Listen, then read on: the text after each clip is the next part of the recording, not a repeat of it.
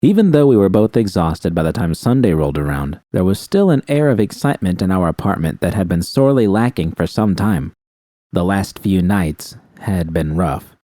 We were taking turns waking each other up with our screaming fits, and it had been my turn earlier this morning, though it had been fairly mild compared to some of the others that had tormented me. And V had been there for me, holding me in her arms and reminding me I had walked away from the accident without serious injury. I felt guilty for taking advantage of her comfort. I didn't deserve it, but had managed to fall back asleep. I suspected V knew what I was up to, but even if she did, I kept pretending like she didn't and enjoyed the suspense. It had been too long, more than a year, since we had done this, and I wanted everything to be perfect. V was doing what I had asked her to, packing our bags and running them down to the van while I dug through the box we'd stashed our diving gear in. My heart jumped when I heard the apartment door open, and I did the only thing I could think of. I hid. I bit my tongue trying to keep myself from breaking out into laughter as V repeatedly called out to me, her voice growing increasingly confused as she tried to figure out where I'd gone. It was blind luck that she checked the bedroom first, which gave me my opening. I dashed out of the storage room with the box in hand and rushed through the door, ignoring V's calls from behind me. I was acting childish, but it was simply too much fun. After stashing the box in the back of the van, I made my way back upstairs and found V sitting at the counter, eyeing me suspiciously as I struggled to keep a straight face. "You're still not gonna tell me?" "Nope. It's a surprise, mi calabacita." V mused. "I'm trying to think here. What would Judy need to get out of storage for our special day she's planned? Guns? No, not her style. Files?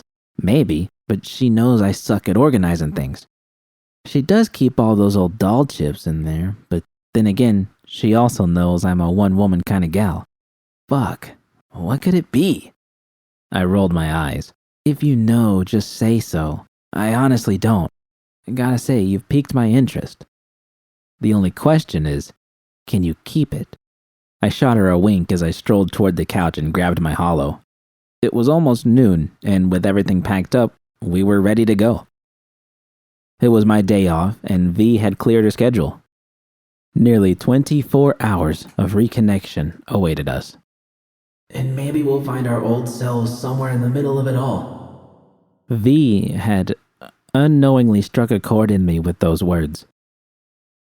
It had seemed like a gonk idea at first, but the more I thought about it, the more excited I became. What better way was there to find ourselves again than to go back to the beginning? Back to where it all began. "Think we're all set," I announced. "You sure this is all right?" V asked, presenting herself. I hadn't given her much to work with in terms of what to wear. The exact phrase had been, "wear whatever," followed by, "don't bother packing clothes for tonight." It didn't matter since we would be changing as soon as we arrived at the bungalow. "Better than all right. Come on. Every minute we're standing around here is one less we've got together." We were lucky the weather was decent for a change. The possibility of rain was always a real one, and who actually trusted the weather forecast to get it right? It wasn't the rain itself that would have been a problem, but rather the reduced visibility an overcast sky would have caused. But on a day like this, we would have a great view, perhaps even better than our first time. Traffic was light as I pulled onto the interstate winding its way around the east side of the city. It was the same drive I had made years ago when I had asked V out on our first date. I gripped the steering wheel with the same nervous jitters that had taken hold of me back then. So much was the same, and yet so much was different. V was sitting next to me now, looking out at the skyline and almost certainly knowing where we were headed. The anxiety racing through my veins differed from those first date vibes that had made my heart race as I wondered whether or not V felt the same way I did. Instead, we both understood we were trying to reconnect with one another before we sank under the weight of all the ways we'd hurt one another. But more than anything else, I was different. The woman I'd been just a few years earlier, even just a few months earlier, didn't exist anymore. I was desperate to rekindle the flame that had burned so brightly between us, but even more so, I wanted to understand who I really was, and what better place than Laguna Bend. The water had always been a safe place, a second home where my thoughts could breathe easy, another lyrical tattoo I'd had sketched onto my arm, and where I could just be myself. If that Judy even existed anymore, perhaps I would find her waiting for me somewhere beneath the surface. A strange feeling of melancholy seemed to linger in the van as I continued on. Leave it to V to lighten the mood. You're dragging me out to Laguna Bend again, ain't you? Maybe. Wait, what do you mean dragging? Shit, I'm busted, V joked. Sorry, Jude, I was meaning to tell you that I'm really not that into you. I hope you're not upset I strung you along all this time. You keep that shit up and I'm gonna throw your ass in. With the secret out of the bag, I allowed myself to relax a little. The large dam was already visible on the horizon, even though the reservoir was probably another 20 minutes away. It seemed like the large concrete structure had been casting a shadow over my former hometown for most of my life. I really was getting older. Is this okay? I asked. Going diving? We could do something. It's a fucking Nova idea, V asserted, glancing at me out of the corner of her eye. I hope so. Hard to believe it's been almost 3 years since I dived in there. Since we dived in. I looked at V and saw a warm smile on her face. It was the same smile she'd worn the day Evelyn had died. The same smile that made my heart glow. Her own unspoken way of saying, I love you. I trusted she understood what my own smile meant. We stayed quiet as V's words lingered in the air. Almost 3 years together. It had been a long and bumpy road. Would we make it another 3, or would we sink? Any regrets? V asked. The question surprised me, and I had to stop myself from lying and telling her regrets were for losers. What was the point of all of this if I wasn't going to be honest with her? Got quite a few, actually, but you're not one of them. Yeah, me too. On both counts. V's voice had suddenly turned serious. I could see out of the corner of my eye that she was lost in thought. But what was she thinking about? Want to tell me one? V looked at me surprised. One what? A regret, you gonk. Oh, V chuckled. Sure, why not? I got an easy one for you, too. I regret not telling you on that night that I loved you. My jaw dropped as if it had been tied to an anchor and thrown overboard. She had loved me back then? What? You loved me then? Why didn't you tell me? There was a vulnerability in her eyes I hadn't seen in so long. 'Cause I didn't want to freak you out. It was only our first night together, our first time. V. More than 2 years we had been together, closing in 1,000 days, and all this time she had loved me for longer than I'd ever known. I'm sorry, V said. I spun my head toward her. Why? This is probably just a heavier convo than what you were planning for. Why don't we just stick to something a little easier? Hope I didn't screw up your plans. Jesus. Were we so far gone that even an admission of love was something to be embarrassed about and swept under the rug? Had I made her that uncertain of herself? Fuck this.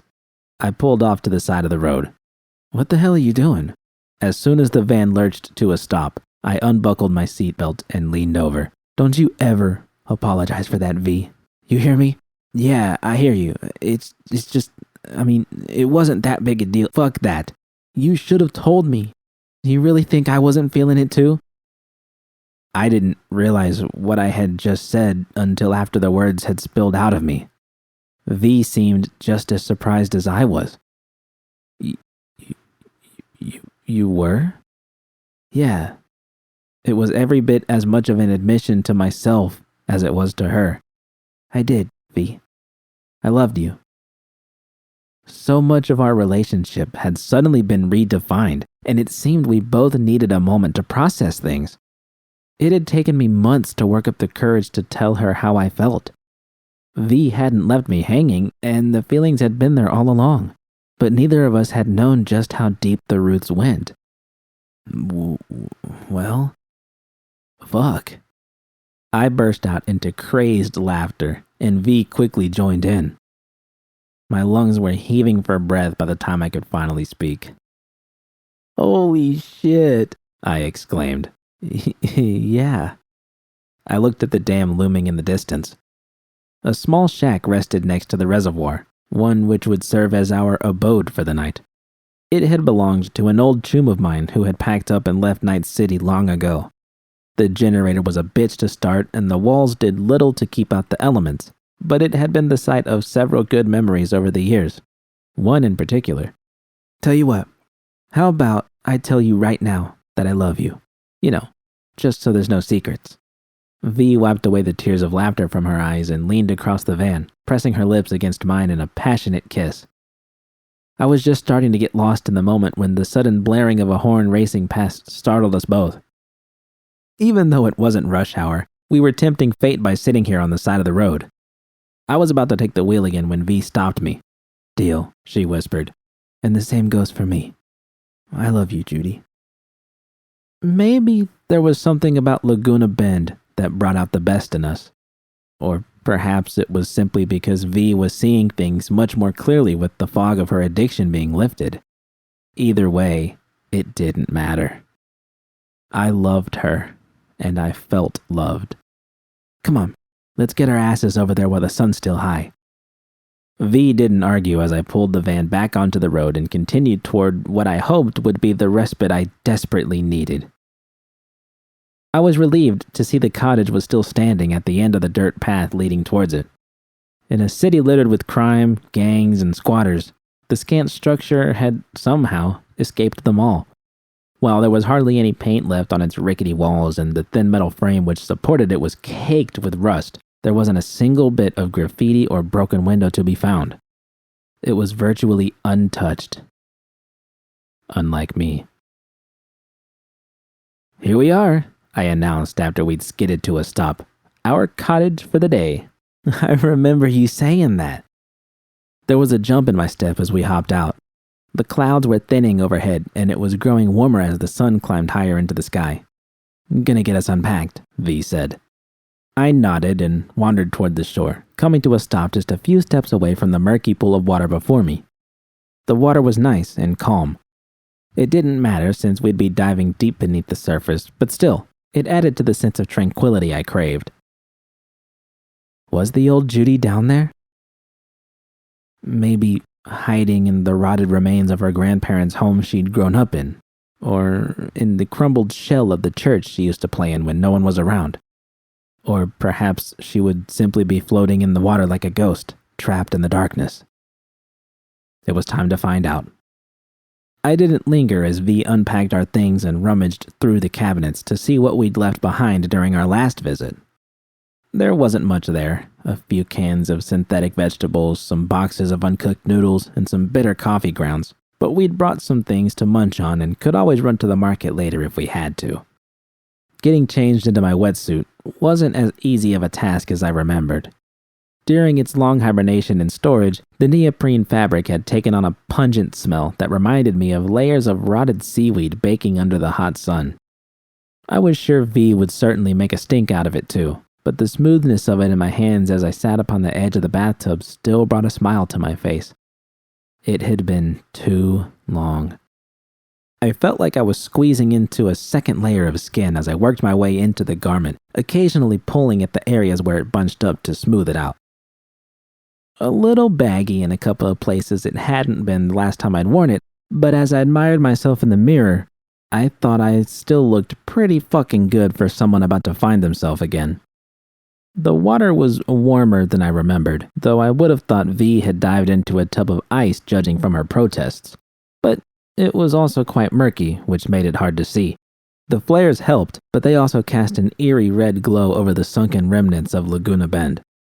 "It's strange to be back here," V remarked. "You're right about that. You didn't want to scroll this like our last dive?" "No." The dual scrolling concept I'd tested with V during our first date had elevated the experience and allowed us to keep a memory of that day we could always look back upon.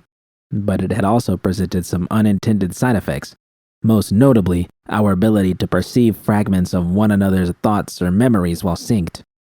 More than that, we'd been able to pick up on each other's sensory feeds, hearing voices from our past, tastes from meals long ago. It had been a surreal experience. Whatever broken thoughts were rattling around inside of my head needed to stay there, and not just for my sake. The thought of V tasting what had lingered in my mouth for days afterward was enough to make my skin crawl. "Nah, can't capture lightning in a bottle. Come on, let's go this way." I pointed toward the epicenter of the submerged town. "Aye, aye, Captain." Not much had changed over the years, from what I could tell. The skeletal rows of houses continued to deteriorate, and a few of them had collapsed entirely, joining the others that had been swept away after my grandparents, along with everyone else, had been forced out prior to the entire town being flooded. "Was that your place?" I followed V's gaze toward one of the structures and smiled. "Indeed it was. The good old Álvarez homestead. You got a good memory on you. Do you think we could go inside and take a look this time?" Her question caught me by surprise. I'd given V the guided tour before, even musing over a few memories that had sprung to mind, but I had only pointed out my childhood home to her in passing. I examined the structure. The walls seemed solid enough, and most of the roof had already been torn away when the streets had been flooded.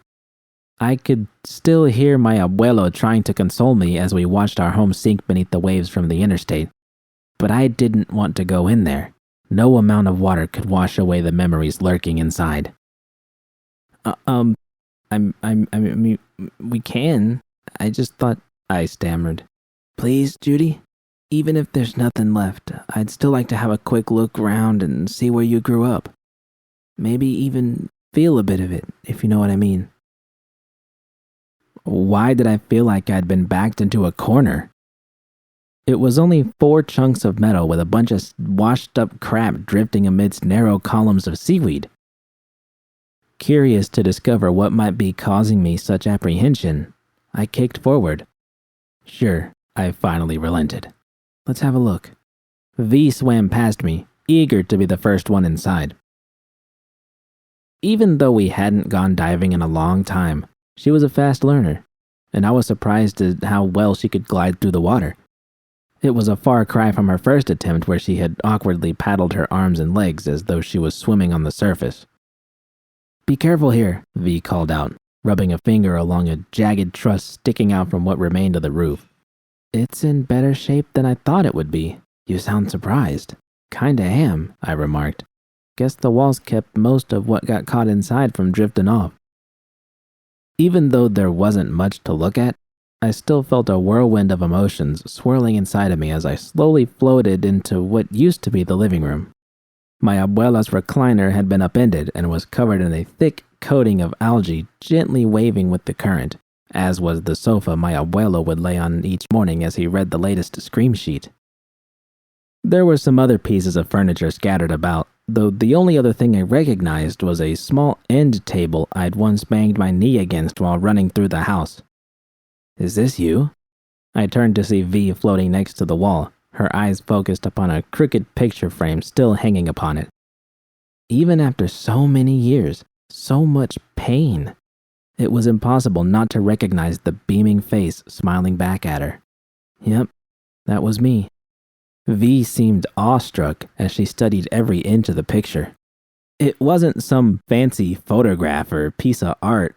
It had been taken on the front porch of one random afternoon, and I couldn't even remember who had taken it. My abuelo, I presumed. He had always been the more technical one who knew how to work and fix things. Holy shit, look how fucking little you were, and those cheeks. You were absolutely adorable. I gotta have this. She was already lifting the frame off the wall, so there didn't seem to be any reason to protest. With the frame in her hands, V clung to it as though it were a piece of sunken treasure. Suit yourself. You've got the adult-sized version right here, though. Yes, I do. V grinned, her face illuminated by the lights in her mask. I really wish we were synced right now. You gotta be feeling all kinds of things being back here. Sadness, V. I feel sad. Sure, there was bound to be a sliver of melancholy whenever someone looked back at how things used to be when they were young. How innocent they once were. But I knew there was more to it, even if I couldn't quite put my finger on what it was. Lots more to see out there. You ready to move on? Hang on. Where was your room? Was over there. I pointed toward a narrow hallway that had partially collapsed on itself. Don't think we ought to try getting in there, but you can have a peek from above. I followed as V kicked her way higher and twisted so she could peer into what remained of my bedroom. Even without being synced, I could easily imagine the disappointment she must be feeling. Our flight out of town had been a frenzy of panicked activity. The protests had stretched on for weeks before the corporations seeking the land had settled upon the path of least resistance, to simply flood the town and deal with any consequences afterward. And there were consequences. I remembered one of our neighbors had been killed in what they said was an accident. Before I knew it, our time had come. But I didn't want to leave my room. Where was I going to sleep? When would I get to see Cindy again? And what about school? I hated it, but I didn't want to leave. We packed what little we could with the time we had, though it wasn't much. The badges were sweeping through town, handing out same-day eviction notices to every resident.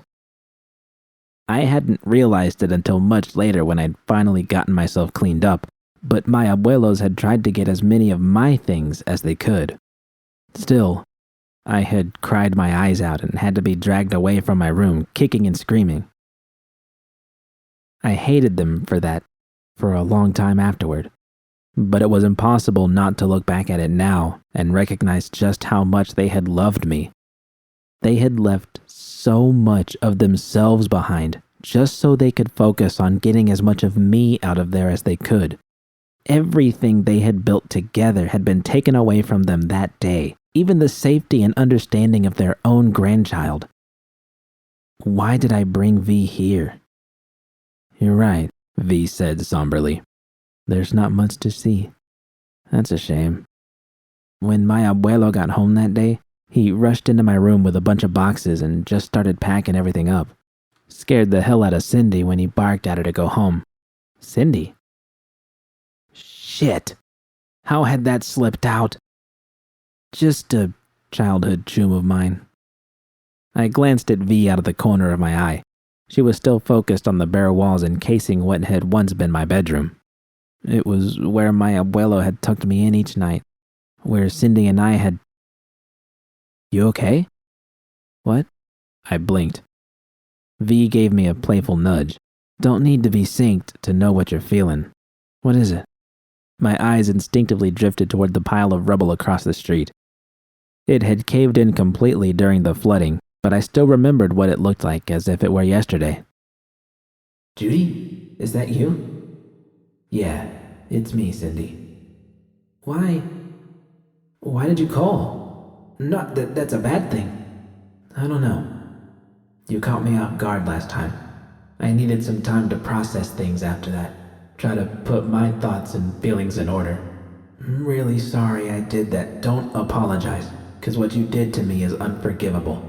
But the last time we talked, I had started to ask you, Judy. I am so... Can you just let me finish, for fuck's sake? I'm sorry. I mean, yes, please, go ahead. as I was saying... Fuck. Fine. I'll just spit it out. Why did you make me enjoy it? Why did you make me love you? Was it because you thought I wouldn't or couldn't love you back? Hello? Yes. I mean, sure, there's a part of me that's really fucked up and well, you don't want me saying sorry, so I'll stop there. I'm fucked up, Judy. Anyone who'd do that to a kid. Fuck, I hated that motherfucker. What? Who? Judy, don't you remember all the suspensions? The way everyone in town always looked at me? I don't know what you're talking about. Jesus, you really don't, do you? I thought you were lying to me before. About what? Can you just tell me and stop being cryptic? You said it yourself. You learned from the best. Well, who do you think I learned it from? Where do you think I was getting all that lace from? Jesus. And I was not even 10 when that asshole started with me. My mom, that bitch, didn't do shit. Just let him dose me so I'd shut up and fuck him so she wouldn't have to listen to either of us. Cindy, I don't know what to say. I'm sorry, I guess. No. Again, like you said, don't say sorry. You already know you're fucked up because of me. Let me guess, you're good at wrapping people around your finger, aren't you? Yeah, just like me. Just like my dad, who knew how to keep the right pockets lined and the right mouths shut so no one would help me. Hang on. I'll be right there, Maiko. Sorry, I can't talk. I gotta go. Judy, what? You gotta get help before it's too late. And how the fuck is that gonna work? Burn up a week's worth of eddies just to go to some shrink and tell him about how my best tune turned me into a fucking monster? Look, this was a mistake. I'm gonna block you after this because I can't do this shit anymore.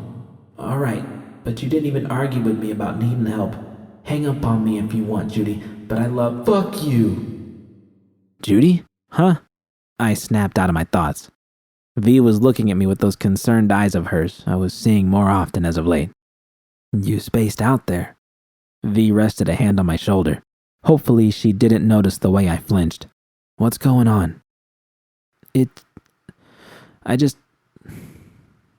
Not every memory of this place is a good one. It was different the last time we were here. I was so caught up in you, I think I only saw the best of it. It just wasn't all good, V. You can tell me what happened, Jude. V, some things we have to keep inside. But it wasn't all bad either. This place made me who I am. I'm not shutting you out, so please don't think that. Guess it's just a part of growing up, whether it's Laguna Bend or the streets of Haywood. You understand? My palms were sweaty, and for once, I understood why.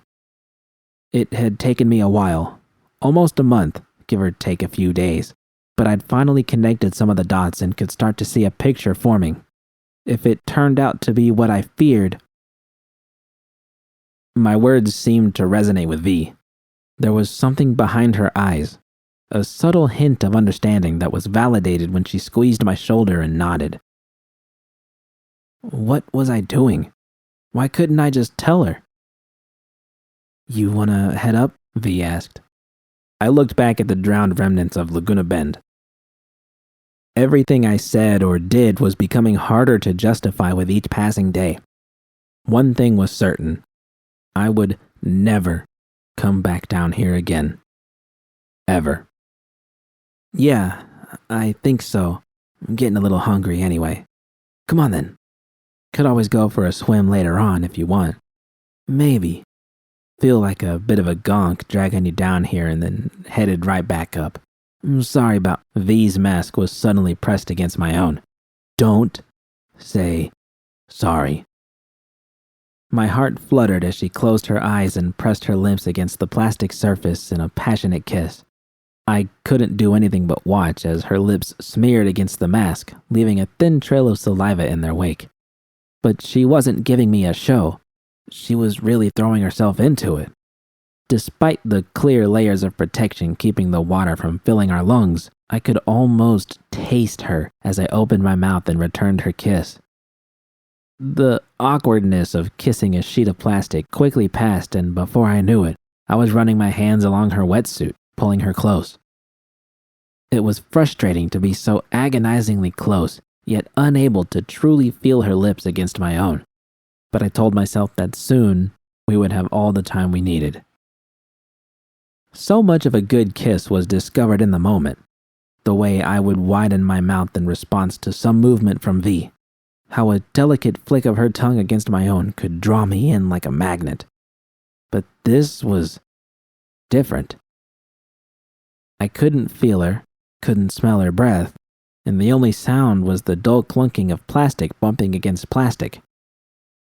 It should have been a cold and lifeless experience, and yet, floating above the empty shell of my childhood with a pair of unforgiving masks separating us, I experienced what was undoubtedly the most erotic kiss of my life.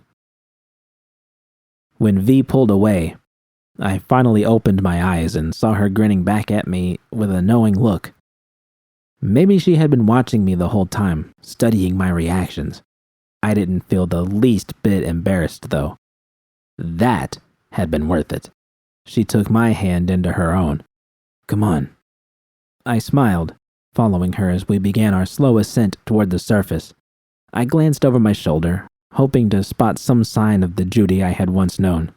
Instead, the flare flickered and extinguished, plunging Laguna Bend into darkness once again.